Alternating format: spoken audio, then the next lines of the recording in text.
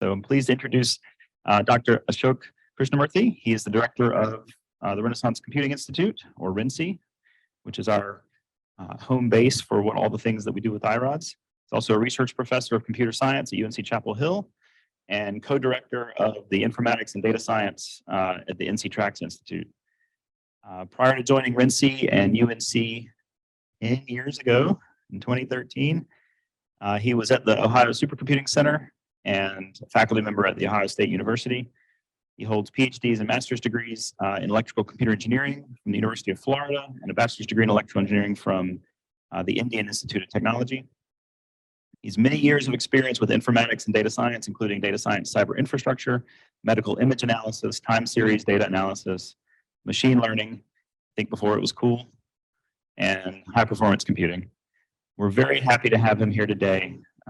Please welcome Dr. Krishnamurthy as our keynote speaker for the 15th annual iRODS user group meeting. This or that one? Try it out. working? This one on? Sounds good. Hey, thanks, Terrell. As you can see, I have done many things in the course of my career, and that's only because I've been around a long time. So I thank you for inviting me to do this little presentation, and I want to also welcome each of you to RENCI, to UNC Chapel Hill, and Chapel Hill, North Carolina, etc. I hope I don't know how many of you are from out of town. Probably quite a few, and I hope. I'm sure. I mean, I know that the RENCI team, the iRODS team, will have done a great job making all the arrangements. So I hope everything's good. Thank you. So I wanted to talk a little bit about what we are doing as far as data science is concerned at RENCI, and really what I'm going to present is a snapshot. It's not a comprehensive picture, and I kind of wanted to divide up what I'm going to talk about into three pieces. Tell you a little bit about RENCI itself. In some ways, RENCI is a little bit of an unusual institute, so I want to give you a little bit of background about RENCI and how we came about, so to say. And then in the past several years, we have made a very conscious effort, and Terrell knows as well, of trying to fold iRODS and variations in iRODS into RENCI research projects. So I'll talk a little bit about some of those research projects, just give you a little bit of picture of how we are using iRODS. In many ways, we are beginning users of iRODS. Okay? And then I want to transition to talk about other projects at RENCI that don't necessarily depend on iRODS, but I just want to give you a picture of the type of things we do. And as I said, I'm going to be talking about a subset of the things RENCI does, and of late I've had a bias to kind of pitch this towards some of our biomedical applications. So you'll see that. And please stop and ask me questions. Always a laptop. Sorry. Okay. So just to give you a picture of RENCI. And I'm going to start off by really focusing on the bottom. And in the bottom, you can see three logos: UNC Chapel Hill on the left, Duke University on the right, and NC State University. Duke University in the middle and NC State University on the right. And I'm going to start from there because RENCI was created through an act in the North Carolina legislature in 2004, and the thinking there at that time was when computing was becoming a more and more important aspect of science in all domains, biological sciences, chemical science, chemistry, etc. And the thinking was that you needed to provide computational help to these scientists to help them do better science, and it was really meant to be across across the entire state of North Carolina, but it needed a home, and it was housed in the University of North Carolina Chapel Hill. So everybody at RENCI is a UNC Chapel Hill employee, but our mandate is to actually work at this time with all the 3 Research One universities in North Carolina, which are the 3, NC State, Duke, and UNC Chapel Hill, and we do that. We actively work with them. They are part of our oversight board and set our strategic direction. About 10 years ago, when I first joined RENCI, we kind of took a look and said, okay, we've done almost 10 years at that point of computational science support, and we realized that data was becoming a more and more important part of everyday life, as well as even computational science was becoming more and more data driven. So we said, okay, we are going to start focusing more on data science and trying to become a little bit more of a data science institute. And that has helped us a lot because in the last 10 years, as you know, the whole aspect of data science and data science as a legitimate field has really grown. So much so that just last year, UNC Chapel Hill launched a school for data science and society. And if you look around every university around the United States and I think in the world has started programs in data science, typically master's level programs. Now, within the field of computation and data science, we focus on 3 application areas: biological sciences, life sciences, environmental sciences, and to some extent social sciences. So we are essentially, I call RENCI as a translational institute. We are not necessarily doing the fundamental research in computing or software or networking, but we are doing some of the fundamental applications of the latest research results in these areas into different application domains. So we work closely with faculty and researchers across all 3 of these campuses I mentioned, as well as.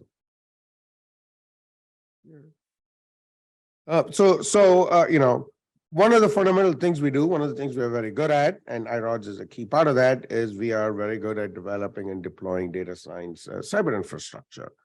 And in the past, I would say 4 to 5 years, one of the things that we have done really, really well, and that has driven quite a lot of the growth, is we realized that we are really good at doing team science. So we are very good at interdisciplinary collaboration, building communities in different areas, and bringing in technology to support the communities, et cetera. And some of the projects I'm going to talk about will give you some examples of that. This is a really, really, really busy slide, so I'm going to just walk you through this a little bit. On the left-hand side, the column, basically that lists some of what I think are our key capabilities, and just ignore the middle. And on the right-hand side, I focused on some of the projects that are sort of illustrative of our capability on the left-hand side. I'm just going to pick 1 or 2 and talk you through. So right at the top, you can see clinical data, machine learning, et cetera. And you see on the right, this project called Data Translator. And I'll talk a little bit about Data Translator, which is now in its 5th year of funding from the from NCATS, one of the NIH institutes. That's really quite an interesting project that is having very, very good results. If I come down a couple of rows, collaborative cloud platforms, you all know iRODS, so I'm going to just skip that. The collaborative cloud platform, you can see there's a couple of things in there, several NIH, again, related projects. I'll talk about one of them, the Biodata Catalyst. But what we have is this cloud-based workspace, cloud-native workspace environment called Helix, which we're actually using in a number of different projects. And we are actively working to integrate iRODS and iRODS capability into this workspace environment. And then the second last line is our networking, national research cyber infrastructure, and the big project there is Fabric. Fabric is an NSF-funded project, which is creating the next generation of science internet. The entire project is managed and run out of RENCI. Our network research infrastructure group is the one that does that. Okay, should I do something? Okay. Okay, I think that's the Zoom. Something happened. Something came up there.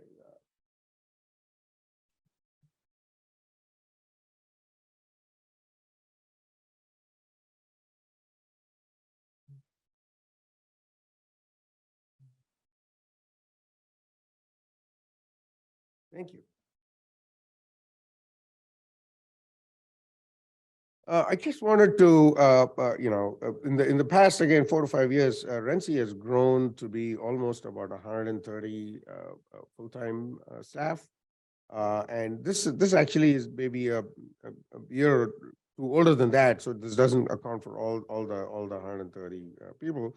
But I wanted to give you a picture of where the staff are, so you can see we have a fairly large project management team. It's still probably a very large team.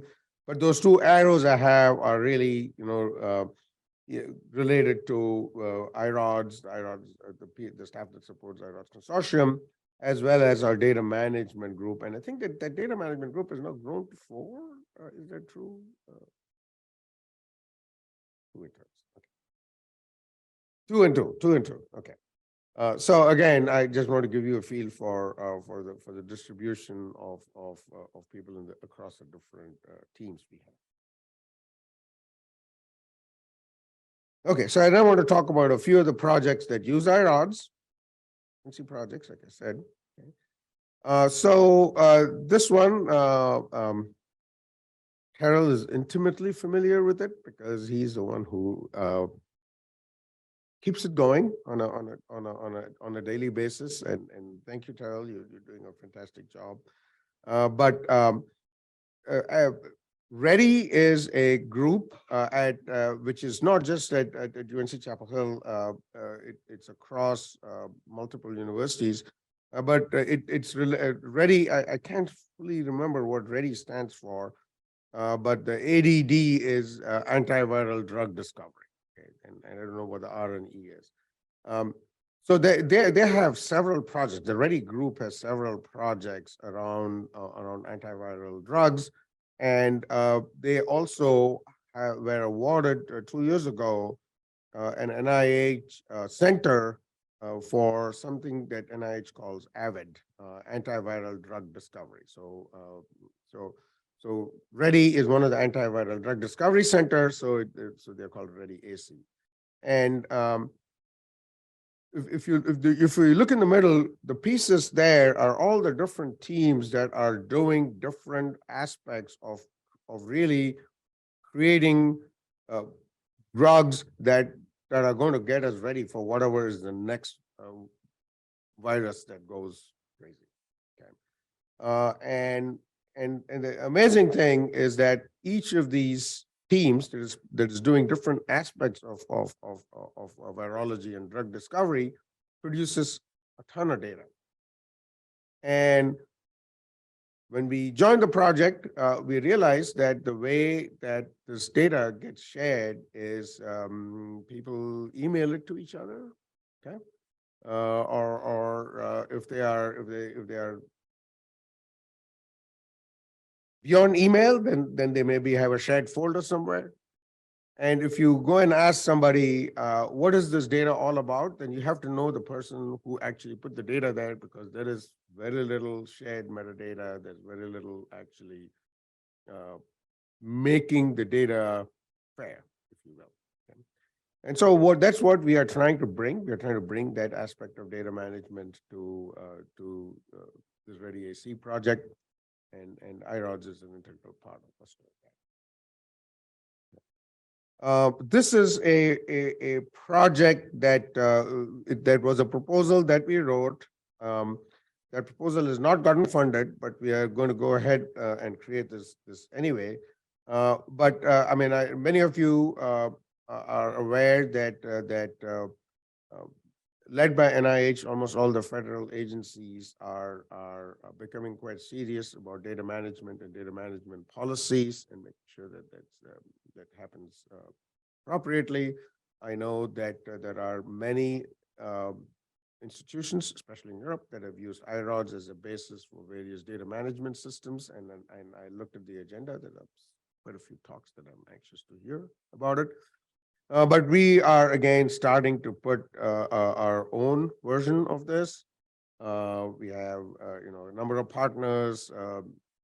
SDS is the School for Data Science and Society. I just mentioned RENCI. The Odom Institute is a social science research institute here at UNC. And NCANT is another university, North Carolina supported state university, which is 35 minutes from here. And again, we, as I said, we were not awarded this in the proposal, but because data management and data management systems are such an important part of where we need to go, there's a README project. We are going to, the Vice Chancellor for Research is looking for other funding for us to continue on this anyway.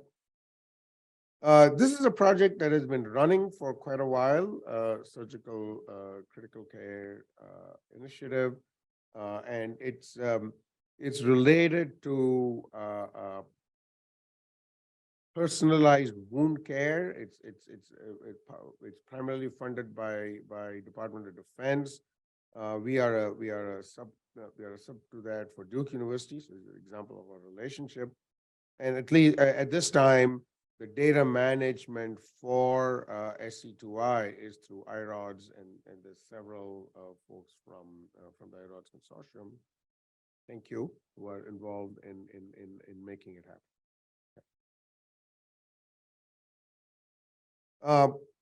This is an interesting project again that started.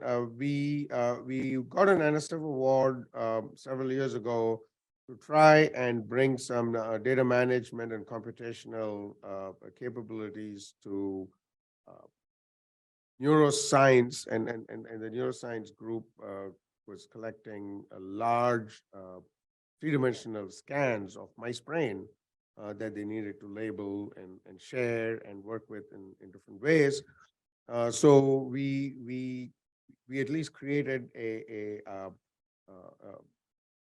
sharing system for them based on iRODS, and since that time, as we have worked with them, and we have come to realize that some of the application software that they use, such as Omero, which is an image viewer, has its own way of storing and managing data that is really much more localized, and we are trying to integrate iRODS into it to create a much more distributed data storage environment for Omero. And it's now an official consortium project, isn't that true? Working group, okay, sorry, okay, it's a working group. So it's an example of something that started at RENCI and has now transitioned into a consortium level project. So those are some of the places where we are actually trying to bring iRODS into our own research activities. So I wanted to then mention a few other RENCI projects, not necessarily based on iRODS. I mentioned the data translator. The idea behind data translator is that there are many sources of biomedical knowledge, and some of them are listed all the way on the right-hand side. Okay, and it's typically extremely hard for any given researcher to really be on top of all the different knowledge sources, if you will. So the biomedical data translator project is one of the fundamental aspects of it is to ingest all of these different knowledge sources into creating a very large knowledge graph. Okay? It's called the data translator knowledge graph, and that knowledge graph today probably has somewhere in the neighborhood of 10 million entities, where each entity is either a drug or a gene or a disease, and several hundred million relationships, where each relationship is something like, this drug affects this disease or this drug has an effect on this gene, etc. So that's what the knowledge graph is about.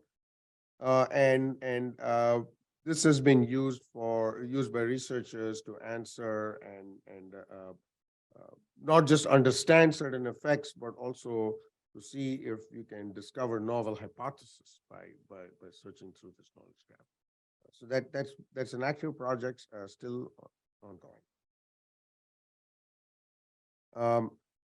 One of the things that has come out of this, and I'm go back up here, as you can see, there's this big knowledge graph. So one of the things that we realized is that in a lot of NIH projects where they collect data and they create these data commons, sometimes a big problem is knowing which studies have data that may be relevant to a question that you're asking. Okay. And because every study collects data and has their own naming convention for variables. Sometimes there are ontologies that they get mapped to, sometimes not. And knowing which studies and which data sets may be relevant to a question you want to ask is extremely hard. So we have been working with several NIH data repositories and actually building a search system for them. And that search system is built around this biomedical knowledge graph that was created as part of the data translator project. And so when you have a query, we call it DUG. So when you have a query, you can find related concepts to whatever your query is by searching through the biomedical knowledge graph. And then we have also indexed all of the variables in these studies into a searchable form. And so what you do is you get a much richer set of possible studies that may be relevant to a concept you want to search. So if you say search diabetes, it'll find you a much larger set of data studies that are relevant to that. We have deployed this in a number of the NIH data commons. Another example of a project that we're working on is called the Biodata Catalyst. This is now ongoing for about 5 years. This is again a cloud-based data commons. It's primarily for the National Heart, Lung, and Blood Institute. And we are the coordinating center for it. There's probably about over, I would say right now, maybe about 60 individuals from across 5 different institutions that are involved. We work with all of them to make sure that the project advances. Again, the DUG is a part of the search for this to find data sets. Another example from the Earth Data Sciences is we work closely with the Coastal Hazard Center. Professor Rick Lutic has some software called AdCirc, which is probably the best software for modeling storm surges in coastal regions. We've been working with them not just on AdCirc, but also to create a visualization for storm surges across, I believe right now we run this for North Carolina, and Georgia. So anytime there's a storm approaching the coast, the Atlantic coast, these simulations are run, and APS Viz is a way for people to look in, typically like emergency managers in different counties, to understand what the impact of the storm will be in terms of water levels in their county. This is a recent project that started last year. It's an NSF-funded project. It's called the Imageomics Institute, and the whole idea here is to try and understand how various image data, again, for different organisms and with a biological focus, can be searched, can be discovered, can be used for different purposes. So we are part of this along with several institutions, and you can see the names in the top there. I mentioned Helix. It's our workspace, cloud-based workspace platform, And there are a number of different projects that make use of it. And if anybody is interested at some point, I'm sure we can give you a demo of it. I mentioned that the Fabric project, which is really the next generation research infrastructure, networking infrastructure. There are 30 sites across the US which have deployed these specialized network switches, which have basically been programmed in the basement of RENCI, believe it or not, and shipped out. The whole Fabric network is going to be open for research launch in October 2023. Finally, I wanted to close by talking about our internship program called STAR. There are several STAR interns in the audience here. We started this we always had interns, but in spring of 2021, we started formalizing it a little bit more. We have had probably at least about 50 interns go through, and we help our high school through undergraduate students get exposure to a professional software work environment, researching. I think that's all I have. Yep.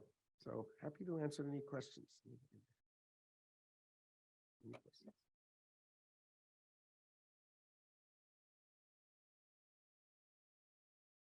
Do you have any questions for Bill? Mic here. Oh, you have? Hello. All right. Do we have any questions for Ashok? Do you have any questions? Anybody on Zoom? We are on Zoom also, right? That's right. Any people in the virtual Zoom? No questions? All right.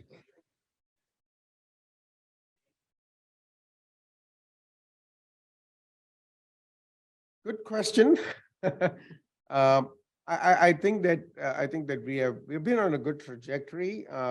The main thing that I think we have to work towards is diversification of our portfolio. We have a diverse portfolio, but if an institution like RENCI, which is a research institute, we have really two sources of funding, right? One is what we get from the state or from the university, which is really a small percentage, and the rest of it is through research grants that we apply for, either by ourselves or in collaboration with others.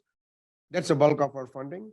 And I would say that in the last 3 to 4 years, if you look at that research funding, I'm seeing a spike in one particular aspect of it, and it's never good. Research, changes on the time. People change.